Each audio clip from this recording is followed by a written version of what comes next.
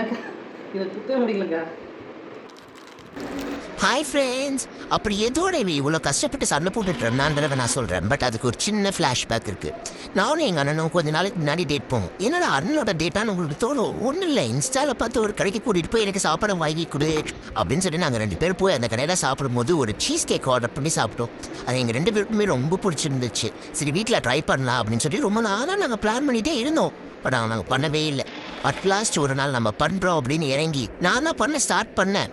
But ஆனால் start பண்ணது மட்டும்தான் நான் ஃபுல்லாக பண்ணதெல்லாம் அவன் தான். என்ன பண்ண விடாமல் அவனே எல்லாத்தையும் பண்ணிவிட்டு நான் அப்போவே சொன்னேன் ஃப்ரெண்ட்ஸ், ஃப்ரீசரில் ரொம்ப நேரம் வைக்க வேணாம் எடுக்கலான்னு சொல்லி கேட்கலையே. இன்னும் கொஞ்சம் நேரம் இருக்க விட்டு அது நல்லா கெட்டியாயிடுச்சு. பட் ஆனால் அது அதுக்கப்புறம் சூப்பராக டர்ன் ஆன் ஆச்சு.